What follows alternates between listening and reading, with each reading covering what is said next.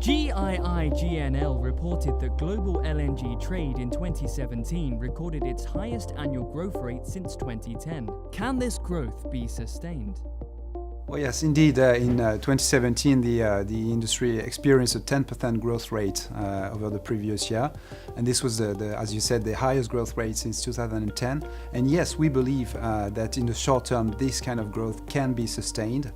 Last year, the growth was made possible thanks to to ramp-ups of existing plants in Australia, in the United States, as well thanks to better performance of existing liquefaction plants in Africa. And we are seeing also new trains coming online. We've seen trains in Russia. We continue to see trains in Australia, in the US, and so supply is here, and demand is incredibly robust, especially in Asia, in particular in China. Last year, China experienced a 42% growth rate, thanks to policy orientation which favor the use of gas over coal, and we have good reasons to believe that this will continue. This year, we've seen two new importers, Panama and Bangladesh, and in the coming years, we will see new importing countries in Southeast Asia, and we will see existing importers in Asia increasing their imports. I'm thinking of India, for instance. So yes, we believe that this growth can be sustained. However, in the longer term, this growth can only be sustained if new FIDs are taken and if adequate supplies are being developed. What role will energy play in the changing energy world? As global population rises to something like 9 billion by 2040, it is clear that the world will need more and cleaner energy, and this is a challenge. And we believe that LNG can meet this challenge and bring benefits to the society for many reasons. First, LNG is the cleanest hydrocarbon, and it can be used across many sectors, from electricity generation to industrial processes, to heat or cool homes, to transport food or goods. And LNG, thanks to flexible floating facilities such as FLNG, FSRUs, LNG lowers actually the investment risk and reduces the barrier to entry for new exporting countries or new importing countries. LNG is a clean alternative in electricity generation. It emits 45 to 55% less greenhouse gas emissions than coal when used to generate electricity. LNG is also a great tool for security of supply, for national security of supply. We've seen it in several instances in Lithuania, in Poland, and in many more countries where LNG is an option to complement the existing options.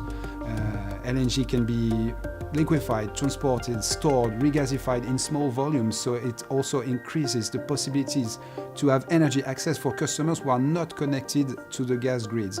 So as such, it's also a great tool. In industry, it reliably provides heat or feedstock for industrial processes, for petrochemical plants, ammonia plants, and also in the light industry, it's a cleaner alternative to more polluting liquid fuels. And in the mobility sector, LNG also has a great future. In the marine transportation sector, LNG fuel ships are fully compliant with IMO 2020 regulation, and there are today about 200 ships in operation in the world. And in the heavy-duty trucking sector, LNG also provides significant environmental savings and economic savings. So for all these reasons, we believe that LNG has a brilliant future in the energy mix and a growing role to play for the next half century.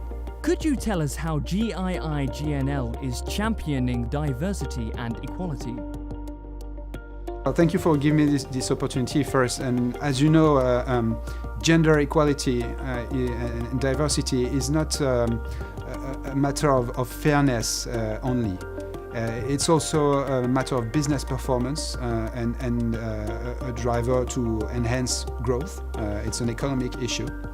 And as a high-level industry association, which is composed mainly of CEOs or chairpersons, we have a unique role to set the tone and to really show the example, because studies have shown that the commitment of CEOs in this field is really critical.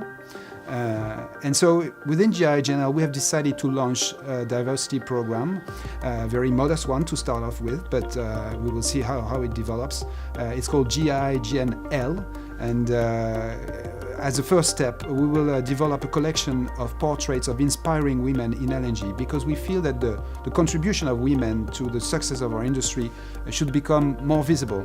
And these portraits will be done in the format of filmed interviews to go over the background of these inspiring women in LNG, in order to inspire other women who are currently working in the sector, or to inspire also women who are considering a career in the LNG sector. It's very important. Today, 3 people out of 4 in the gas industry are men.